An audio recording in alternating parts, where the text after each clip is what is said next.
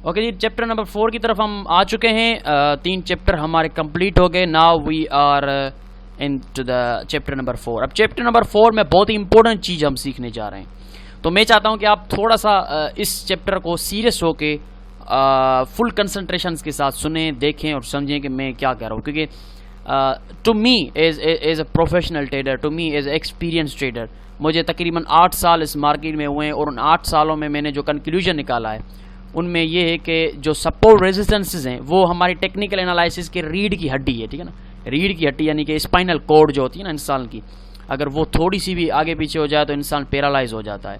तो support resistance हमारी technical analysis की रीढ़ की हड्डी है।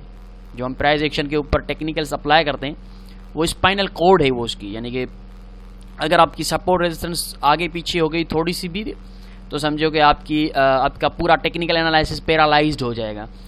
तो चैप्टर नंबर 4 में हम अब इसको थोड़ा सा बारीकी से देखेंगे, गहराई से देखेंगे कि what are the support resistance. पहले तो हमें पता होना चाहिए कि सपोर्ट एंड रेजिस्टेंस है क्या, कि क्या चीज़ है ये।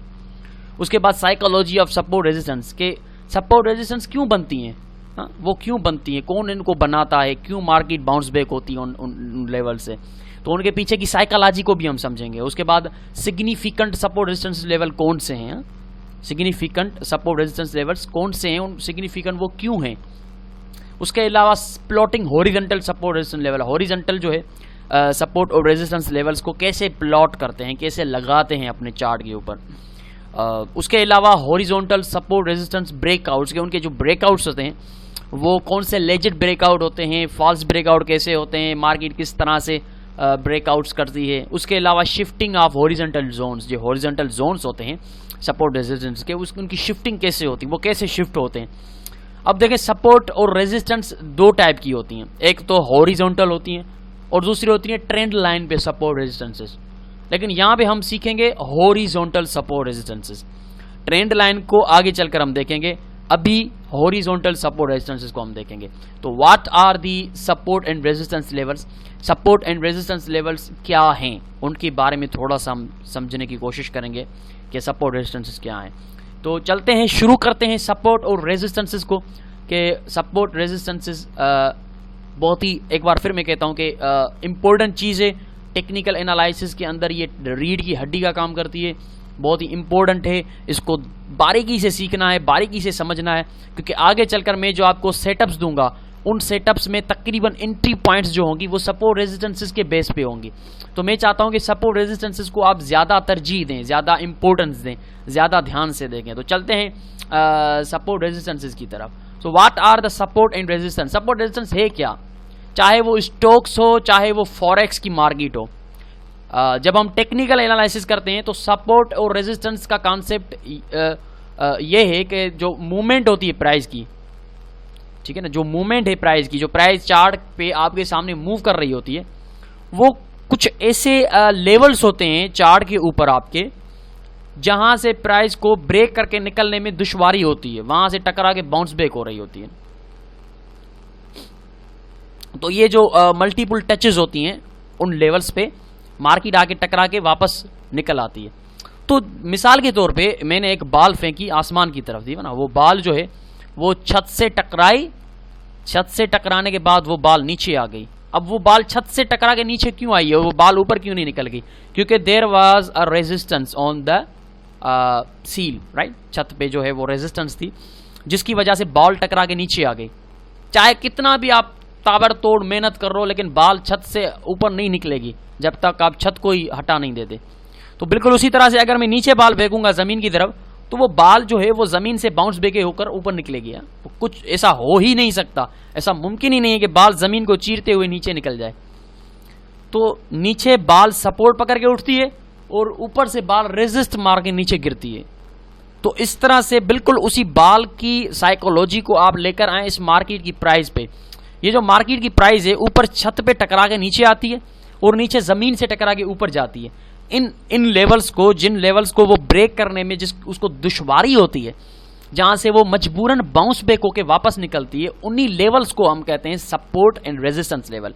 रेजिस्टेंस लेवल ऊपर होता है जहां से मार्केट रेजिस्ट करके नीचे आती है, छत की तरह होता है, और सपोर्ट नीचे होती है जहां से वो उठ रही होती है प्राइस, ठीक है ना, प्राइस उठ रही होती है। ऐसा कतई तौर पे नहीं होता कि प्राइस नीचे चलती जाए और वो किसी पॉइंट से ना उठे, वो उठती है जरूर। और मैं आपको पीछे बता चुका हूं स्विंग्स के चैप्टर में कि प्राइस जो है वो स्विंग्स मारती हुई वेव्स की शक्ल में मूव करती है। वो वेव्स की शक्ल होती ही सपोर्ट रेजिस्टेंस की मदद से, ऊपर रेजिस्ट किया, नीचे आई, सपोर्ट पकड़ी, एक वेव बनाई ना, इस तरह से ये सपोर्ट रेजिस्टेंस इसको हम कहते हैं। रिवर्स होती है सर्टेन जो प्री डिटरमाइंड प्राइस लेवल्स होते हैं, प्री डिटरमाइंड प्राइस लेवल्स जो होते हैं वहां से वो रिवर्स होती है, वो नहीं ब्रेक कर पाती, वो नहीं निकल सकती आगे। तो हमें इससे क्या अपॉर्चुनिटी मिलती है कि हमें उन लेवल्स के अंदर बाय या सेल करने की अपॉर्चुनिटी मिलती है। जाहिर सी बात है, अगर छत से बाल टकरा के नीचे आती है तो हम प्रिडिक्ट कर सकते हैं ना कि छत से मार के नीचे आएगी, बाल नीचे आएगी।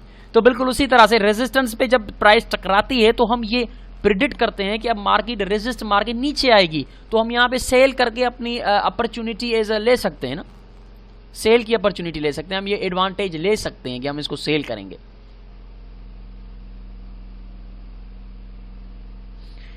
फॉर एग्जांपल यहां से देखिए प्राइस ऊपर उठी, यहां पे जैसे ही उसने रेजिस्ट मारी है बेरिश कैंडल की शक्ल में, बेरिश बुलिश कैंडल हम पीछे देख चुके हैं, जैसे ही बेरिश कैंडल आई हमें कंफर्म हो गया कि रेजिस्टेंस सक्सेसफुल मिल चुकी है हमें, क्योंकि रेजिस्ट हुई है प्राइस, एक बेरिश कैंडल बना के रेजिस्ट हुई है।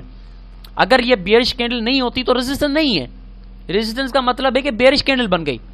यहां पे हम सेल करेंगे क्योंकि हमने एडवांटेज लेना है रेजिस्टेंस का, स्टॉप लॉस रेजिस्टेंस से ऊपर रखते हैं और ये प्राइस नीचे आ गई। अगेन उसी नीचे देखें सपोर्ट लेवल पे प्राइस आई, जमीन पे बाल टकराई और यहां पे देखें बुलिश कैंडल मिली, कंफर्मेशन हो गई, हमने बाय कर दिया, बाय किया, प्राइस ऊपर निकल गई। अगेन बाल छत पे टकराई, बेरिश कैंडल मिली, कंफर्म हो गई, हमने सेल कर दिया, बाल नीचे आ गई, प्राइस नीचे आ गई। अगेन जमीन पे बाल टकराई, बुलिश कैंडल मिली, हमने बाय किया, ये ऊपर जाएगी।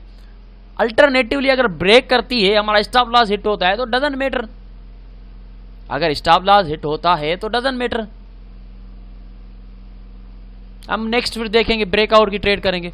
तो कहने का मकसद कि ये हम एडवांटेज सपोर्ट रेजिस्टेंसेस का ऐसे लेते हैं कि रेजिस्ट पे हम ये प्रेडिक्ट करते हैं कि रेजिस्टेंस मिल चुकी है, प्राइस बाउंस हो चुकी है, यहां से प्राइस नीचे आएगी, ठीक है ना, ये ब्रेक नहीं कर सकी, बेरिश आ चुके हैं, बेयर्स मार्केट में इंटर हो चुके हैं उस रेजिस्टेंस से, रेजिस्ट पकड़ के अब ये बाउंस होंगे नीचे, 40-50 पिप हमें मिलेंगे।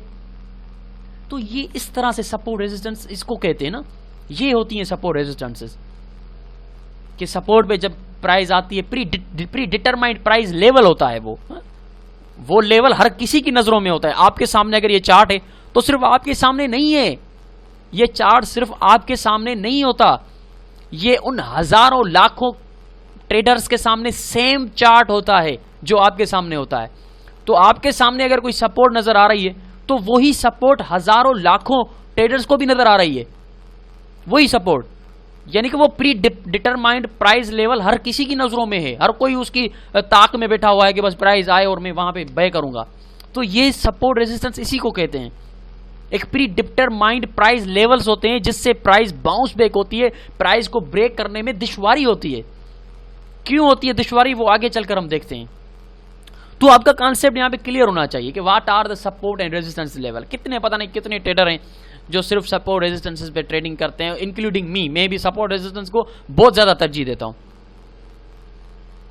क्योंकि ये प्राइस एक्शन जो हम करते हैं टेक्निकल से, वो उसकी बेसिक्स है, ये बहुत ही नेसेसरी है ये चीज।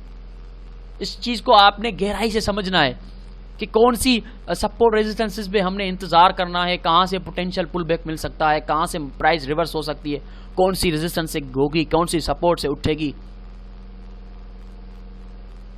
इसी को कहते हैं सपोर्ट रेजिस्टेंसेस। एक प्री डिटरमाइंड प्राइस लेवल जिनको ब्रेक करने में प्राइस को दुश्वारी हो, डिफिकल्टी हो और अल्टरनेटिवली ब्रेक ना कर सके और वहां से रेजिस्टेंस पकड़ के नीचे गिरे तो ये रेजिस्टेंस लेवल है। ब्रेक ना कर सके, वहां से सपोर्ट पकड़ के उठे तो वो सपोर्ट लेवल है।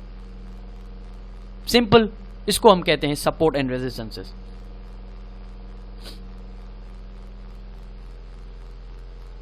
आपके चार्ट के सामने देखें कितनी खूबसूरती के साथ प्राइस एक रेंज में है, ठीक है ना। हम पीछे पढ़ चुके हैं कि ट्रेंड में ट्रेंड को कितने होते हैं, रेंजिंग मार्केट कैसे होती है, साइड वे मार्केट। तो आपके सामने जो चार्ट है ये एक रेंजिंग मार्केट है, साइड वे में मार्केट मूव कर रही है, लेकिन एक प्री डिटरमाइंड प्राइस लेवल्स हैं, एक ऊपर है जो रेजिस्टेंस है, एक नीचे है जो सपोर्ट है।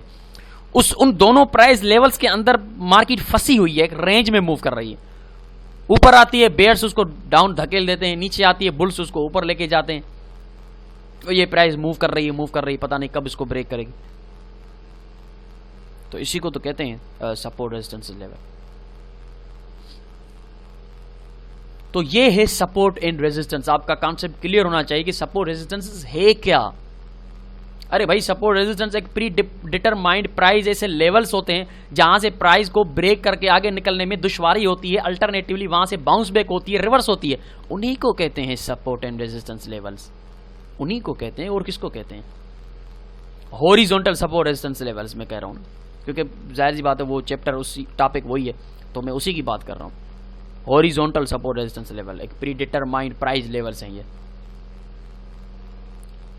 और इनकी ज्यादातर ताकत आप देखेंगे रेंजिंग मार्केट में। जब मार्केट किसी रेंज में मूव कर रही होगी तो इनकी ताकत देखकर आपको अंदाजा होगा कि कितनी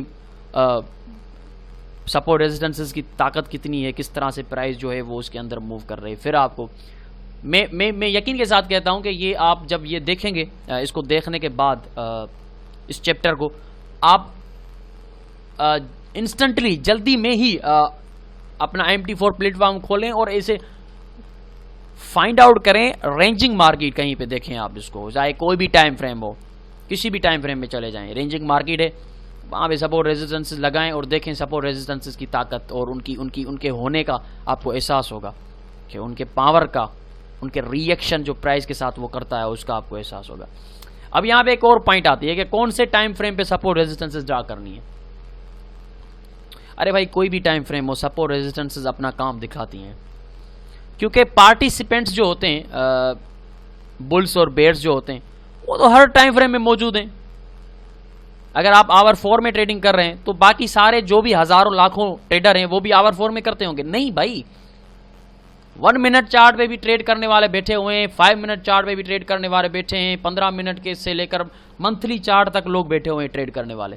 हर किसी की अपनी अपनी स्ट्रेटजी है, अपना अपना ट्रेडिंग स्टाइल है, अपना अपना टाइम फ्रेम लिया हुआ है उन लोगों ने। तो हर टाइम फ्रेम पे सपोर्ट रेजिस्टेंसेस वर्क करेंगी, आपको नजर आएगा। लेकिन एक बात यहां पे मैं वाज़ेह कर दूं कि जो बड़े टाइम फ्रेम्स होते हैं वहां पे इनकी प्रोबेबिलिटी हाई होती है, क्योंकि वायलेंस नहीं होता प्राइस के अंदर, वायलेंस नहीं होता, स्मूथली मूव करती है मार्केट, ठीक है ना, स्मूथली मूव करती है बड़े टाइम फ्रेम्स में। तो उनमें फॉल्स ब्रेकआउट भी नहीं होंगे और वायलेंस भी इतना नहीं होगा, यानी कि प्राइस जो है बुरी तरह से आपके सपोर्ट रेजिस्टेंसेस को कभी तोड़ेगी, कभी अंदर आ जाएगी। छोटे टाइम फ्रेम पे मुमकिन तौर पे ऐसे आपको फॉल्स ब्रेकआउट्स मिलेंगे, वायलेंस मिलेगा, लेकिन बड़े टाइम फ्रेम पे आपको बहुत ही कम ऐसी सिचुएशंस मिलेंगी। तो कहने का मकसद कि कोई भी टाइम फ्रेम हो, ये काम करती हैं सपोर्ट रेजिस्टेंसेस, 1 मिनट चार्ट पे भी करती है। मैं आगे चलकर आपको दिखाऊंगा कि वो 1 मिनट से लेके मंथली तक काम करती हैं। तो ये है सपोर्ट एंड रेजिस्टेंस। अब आगे चलते हैं, आगे देखते हैं कि सपोर्ट रेजिस्टेंस बनती क्यों है भैया। अगर कोई आपसे पूछे कि सपोर्ट रेजिस्टेंसेस क्या हैं, आपने उसको जवाब दे दिया, उसको जवाब मिल गया, एक प्रोफेशनल जवाब उसको मिल गया, फिर वो कहेगा कि भाई आपने तो जवाब दे दिया, लेकिन ये सपोर्ट रेजिस्टेंस बनती क्यों है, प्राइस क्यों बाउंस बैक करती है? आपने तो बता दिया बाउंस बैक करती है, लेकिन क्यों करती है, वजह बताएं मुझे। What are the reasons behind that support and resistance. तो अब रीजंस की तरफ हम चलते हैं। ओके जी, रीजन एंड साइकोलॉजी ये है कि जो सपोर्ट रेजिस्टेंसेस होती हैं, जो रीबाउंड करती हैं, उनकी वजह यह है कि मार्केट में जितने भी पार्टिसिपेंट्स बैठे हुए हैं, including me, you and thousands traders, जो कि प्रॉफिट लेने के मकसद से बैठे हुए हैं, वही होते हैं सपोर्ट रेजिस्टेंसेस की वजह, वही बनते हैं सपोर्ट रेजिस्टेंसेस की वजह, वही क्रिएट करते हैं ये सपोर्ट एंड रेजिस्टेंसेस लेवल्स।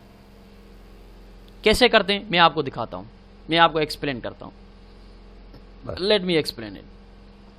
अब देखें यहां पे एक रेजिस्टेंस आ गई, ठीक है जी, ये मुझे रेजिस्टेंस मिल गई, यहां से प्राइस ने टकराया, मुझे रेजिस्टेंस मिल गई, मार्केट नीचे आई, अब ये मार्केट ऊपर उठ रही है तो मेरे समेत हजारों ट्रेडर जितने भी बैठे हुए हैं वो सब इस ताक में हैं कि ये जो रेजिस्टेंस लेवल है ये बहुत अच्छा रेजिस्टेंस लेवल है, प्राइस ने यहाँ से बाउंस बैक किया है।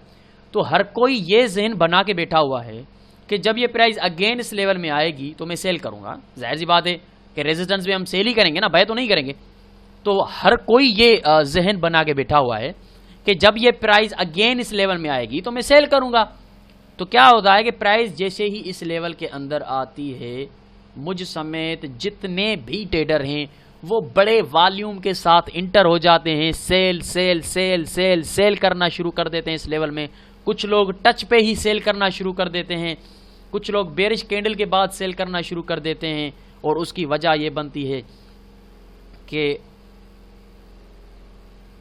सेलिंग बेरिश मोमेंटम बढ़ जाता है, सेलर्स बहुत ज़्यादा तादाद में मार्केट के अंदर इंटर हो जाते हैं, जिसकी वजह से अल्टरनेटिवली ये रेजिस्टेंस लेवल स्टेबल रहता है और रेजिस्टेंस लेवल रेजिस्टेंस बनकर सेलर्स, हम जैसे पार्टिसिपेंट्स सेलर्स की शक्ल में इसमें एंटर होकर इसको एक बार फिर वैलिड सपोर्ट रेजिस्टेंसेस बना के नीचे मूव कर देते हैं।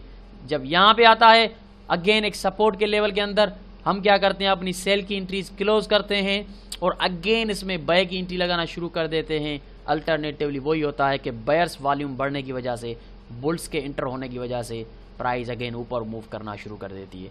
हम ही पार्टिसिपेंट्स हैं, हम ही वजूहात हैं, we are the reasons of support and resistances. हम इन सपोर्ट रेजिस्टेंसेस को वैलिड करते हैं, हम इन सपोर्ट रेजिस्टेंसेस को प्राइस को हम सपोर्ट रेजिस्टेंसेस से बाउंस करवाने में कामयाब हो जाते हैं। कभी कभी फेल हो जाते हैं।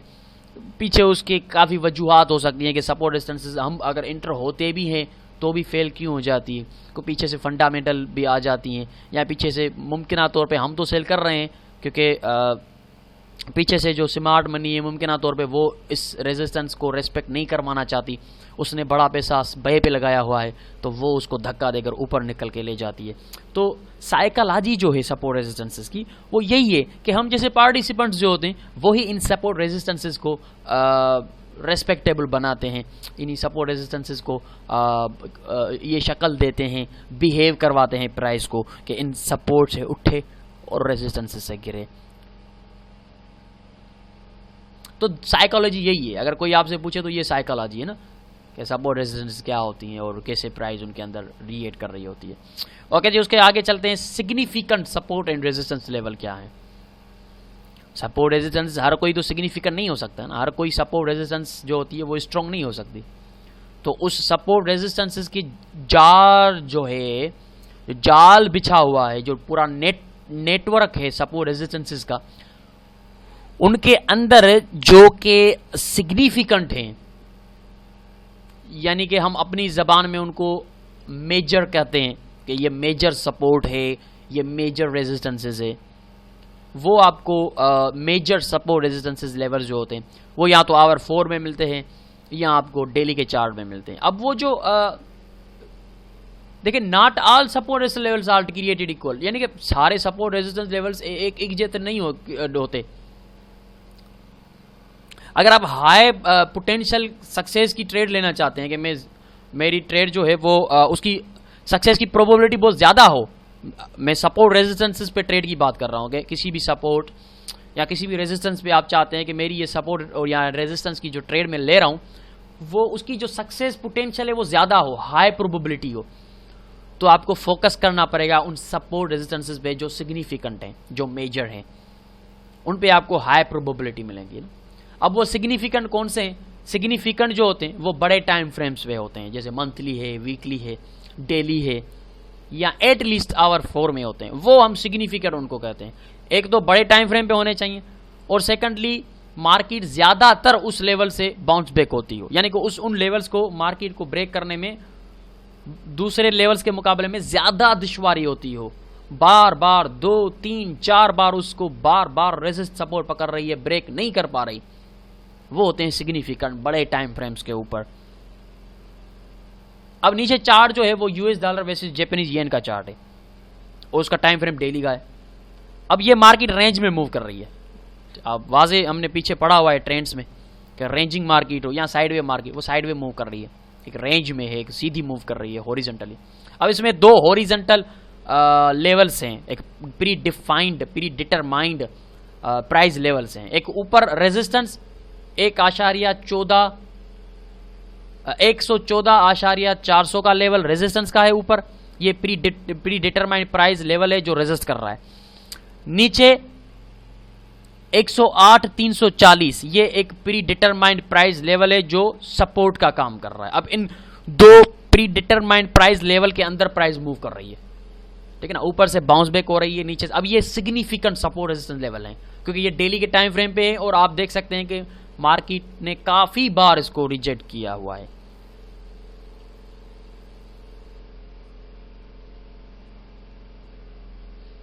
ये देखें 1 2 3 4 this is a significant resistance level. यहां पे भी देखें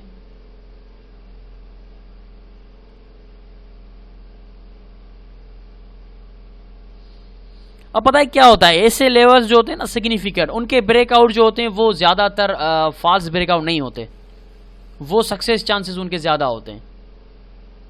अब इसको हम कहते हैं सिग्निफिकेंट सपोर्ट रेजिस्टेंस लेवल। अब जब प्राइस इसको नीचे से ब्रेक करेगी तो काफी निकल जाएगी, या अगर ऊपर उठती है ऊपर से ब्रेक करती है तो काफी निकल जाएगी, क्योंकि ये सिग्निफिकेंट सपोर्ट रेजिस्टेंस लेवल है, मेजर है। और मेजर सपोर्ट रेजिस्टेंस लेवल जब ब्रेक होता है तो प्राइस का निकल जाना तय होता है कि स्ट्रांगली प्राइस जो है वो निकल जाएगी। अब ये रेंज के अंदर है। अब यहीं पर ही कुछ ऐसे भी लेवल हैं जो कि सिग्निफिकेंट नहीं है।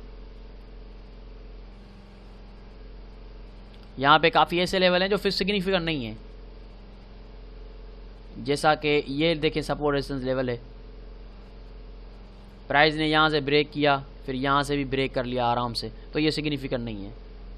या कुछ ऐसे लेवल हैं जो सिग्निफिकेंट नहीं है, जैसे कि यहाँ पे देखें ये देखें सिग्निफिकेंट नहीं है। ये प्राइस नीचे से भी ब्रेक कर रही है, नीचे से भी कर रही है, फिर ऊपर ब्रेक करके निकल गई, बार बार ब्रेकआउट ब्रेकआउट ब्रेकआउट, कोई खास किस्म की सपोर्ट रेजिस्टेंस नजर नहीं आ रही, तो ये सिग्निफिकेंट नहीं है।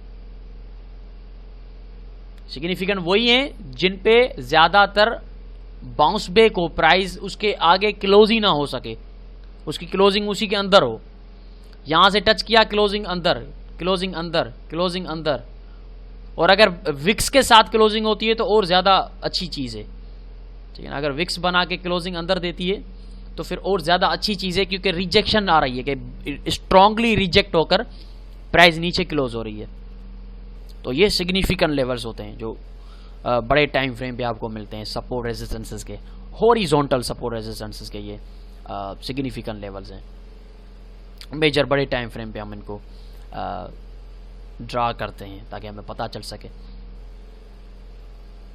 अब अगर आप कैलकुलेट करेंगे यहां से यहां तक, ये डेली का टाइम फ्रेम है, तो मेरे ख्याल से कम 500 से 600 पिप्स, यानी कि 500 से 600 पिप्स का मतलब है कि 5000 पॉइंट्स, 6000 पॉइंट्स की मूव है ये बहुत बड़ी मूव होती है। यानी कि अगर आप एक ट्रेड ले रहे हैं, मेरे ख्याल से कोई एक महीना लगा होगा प्राइस को नीचे आते हुए, महीने में एक ट्रेड ले रहे हैं आप, उसमें मंथली टारगेट पूरा कर रहे हैं, दूसरे पेयर पे जाने की जरूरत ही नहीं है, दूसरी ट्रेड लेने की जरूरत नहीं है। तो ये मेजर टाइम फ्रेम, बड़े टाइम फ्रेम पे जो सिग्निफिकेंट लेवल्स होते हैं। अब एंट्री पॉइंट्स तो आगे हम देखेंगे, अभी हमारा वो टॉपिक नहीं है कि हम ये कहें कि अभी एंट्री पॉइंट कैसे लेनी है, एंटर कब होना है, कैसे पता चलेगा, वो हम आगे देखेंगे। अभी हम सिर्फ देख रहे हैं कि सपोर्ट रेजिस्टेंसेस क्या हैं, उनकी साइकोलॉजी क्या है, मेजर सपोर्ट रेजिस्टेंसेस क्या होते हैं। अब ये मेजर सपोर्ट रेजिस्टेंस लेवल आप देख रहे हैं डेली के टाइम फ्रेम पे, और ज्यादातर मार्केट जहां से बाउंस बैक होती है उसको हम कहते हैं this is a major support resistances level, ठीक है जी।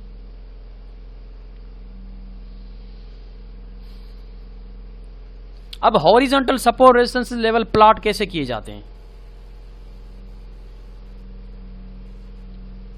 ठीक है ना। हॉरिजॉन्टल सपोर्ट रेजिस्टेंसेस जो लेवल होते हैं उनको ड्रा कैसे करते हैं, हम उनको ड्रा कैसे करेंगे। वो MT4 प्लेटफॉर्म में चलकर मैं आपको अब दिखाऊंगा कि हम उसको ड्रा कैसे करते हैं, लेकिन उससे पहले वो देखें लास्ट में चलकर हम उसको ड्रा करेंगे तो ज्यादा बेहतर रहेगा ना। लास्ट में चलकर हम उनको सीखेंगे कि उनको ड्रा कैसे करते हैं, ये और ज़्यादा अच्छा रहेगा। जिसमें दूसरी वीडियो हम बनाते हैं ना वो प्रैक्टिकल, अब थ्योरी हम पढ़ रहे हैं, इसको प्रैक्टिकल करने वहाँ पे जाएंगे MT4 प्लेटफॉर्म में, तो वहाँ पे हम देखेंगे कि इनको ड्रा कैसे करते हैं। अब शिफ्टिंग ऑफ द जोन पे आते हैं कि शिफ्टिंग ऑफ जोन कैसे होती है। कोई भी सपोर्ट हो या कोई भी रेजिस्टेंस हो, वो हमेशा सपोर्ट या रेजिस्टेंस नहीं रहती, ठीक है ना। कोई भी सपोर्ट, अगर एक सपोर्ट है 110 के लेवल पे एक सपोर्ट आ रही है, बार बार मार्केट वहां से उठ रही है, लेकिन जब वो 110 की सपोर्ट ब्रेक होगी, नीचे मार्केट क्लोज होगी, उसी को प्राइस रेजिस्टेंस बना के नीचे निकल जाएगी, शिफ्ट हो गई। ये जोन जो है शिफ्ट हो गया। मिसाल के तौर पे यहां पे देखें, यहां से देखते हैं क्या हो गया।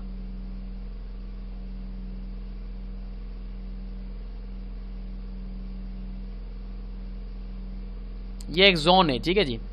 प्राइस बार बार यहां से सपोर्ट पकड़ रही है, बूम, फिर आई सपोर्ट पकड़ी, बूम। अब ये सपोर्ट लेवल है। अब जोन शिफ्ट कैसे होगा, ये इसको ब्रेक किया, इसी को अब रेजिस्टेंस बनाया, और ये नीचे जो सपोर्ट का काम कर रहा था जोन 110 प्राइस का, यहां पे 110 लिख देते हैं ताकि पता चले कि 110 प्राइस लेवल है ना, प्री डिटरमाइंड प्राइस लेवल है।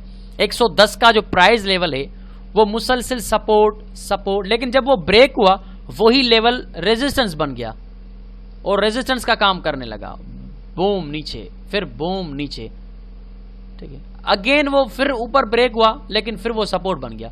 लेकिन शिफ्टिंग होती रहती है, इसका मतलब है कि वही लेवल सपोर्ट भी बनेगी, रेजिस्टेंस भी बनेगी, सपोर्ट भी बनेगी, यानी कि वो शिफ्ट होता रहता है, उसमें शिफ्टिंग होती रहती है। जरूरी नहीं कि ये सपोर्ट लेवल है तो सपोर्ट ही रहेगा, नहीं, वो ब्रेक होगा तो रेजिस्टेंस भी बन सकता है, अगेन फिर नीचे ब्रेक होगा फिर सपोर्ट बन सकता है। ये शिफ्टिंग ऑफ द जोन होता रहता है।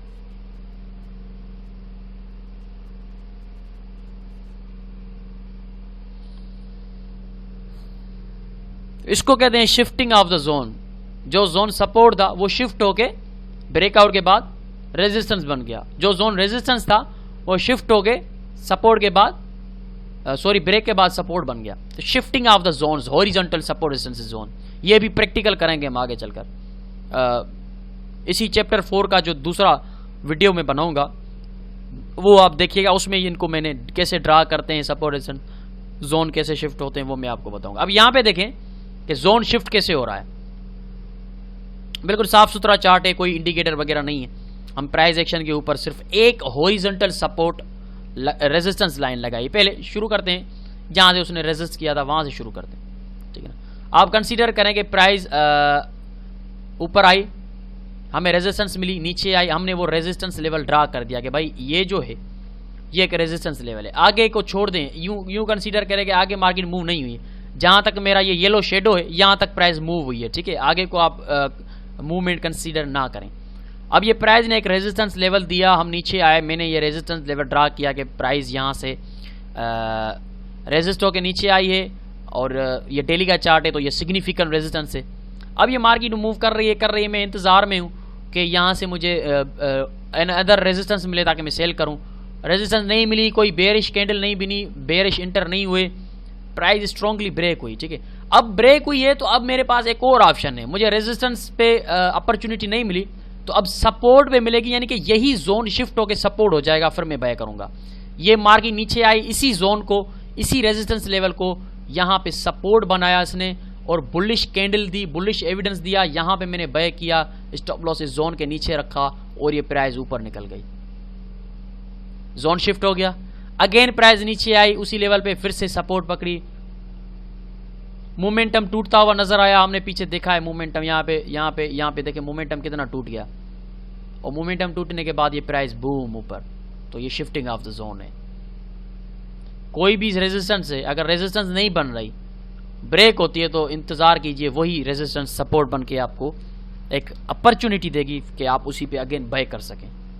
ये जोन है, एक सिंपल जोन है, हॉरिजॉन्टल है, प्राइस लेवल है 1.54252 का एक प्री डिटरमाइंड लेवल है, जिससे प्राइस ने सबसे पहले रेजिस्ट किया, हमने हॉरिजॉन्टल रेजिस्टेंस लगाई, कि ये एक रेजिस्टेंस लेवल है क्योंकि प्राइस ने इससे रेजिस्ट किया है।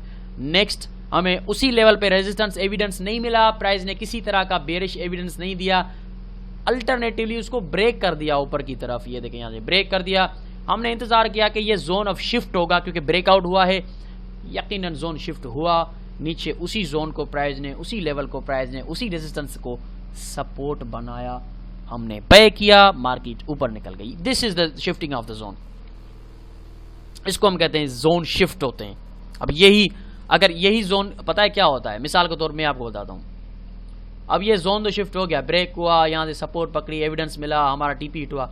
अगेन अगर प्राइस आती और इसी लेवल को नीचे ब्रेक करती, फिर हम इंतजार करते कि अगेन यही जोन फिर शिफ्ट होगा, फिर रेजिस्टेंस बन जाएगा, फिर ये ऊपर आता यहां से और ये बूम, यहां पे हम सेल करते एविडेंस के साथ। तो जब तक ये जोन है तब तक ये जोन कभी सपोर्ट, कभी रेजिस्टेंस, कभी सपोर्ट, कभी रेजिस्टेंस, ये इसका किस्सा यूं चलता रहेगा, चलता रहेगा जब तक प्राइस इस रेंज के अंदर मूव करेगी, तब तक ये इसी जोन को रेस्पेक्ट करती रहेगी, क्योंकि इसी जोन को हम जैसे पार्टिसिपेंट ट्रेड करते रहेंगे जब भी प्राइस इसके अंदर आती रहेगी। और हमारे ट्रेड करने से, हमारे वॉल्यूम आने से प्राइस यकीनन इन लेवल्स से बाउंस बैक होती रहेगी, जो कि हम साइकोलॉजी में पढ़ चुके हैं कि क्यों होते हैं ये। तो ये शिफ्टिंग ऑफ द जोन है ना, ये आपको पता होना चाहिए कि शिफ्टिंग ऑफ द जोन कैसे होता है, प्राइस कैसे शिफ्ट होती है। अच्छा, सपोर्ट रेजिस्टेंस ब्रेकआउट पे आते हैं हम, ठीक है ना, सपोर्ट रेजिस्टेंस के ब्रेकआउट पे आते हैं हम।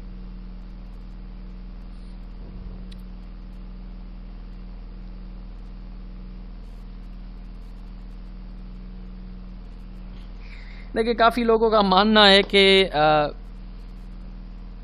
प्राइस अगर किसी भी सपोर्ट या रेजिस्टेंस को ब्रेक करती है, अगर नीचे क्लोजिंग दे, तो इसका मतलब है कि ये सपोर्ट जो है ब्रेक हो चुकी है, ये ब्रेकआउट है, वैलिड ब्रेकआउट है। लेकिन ऐसा नहीं है, ऐसा नहीं है।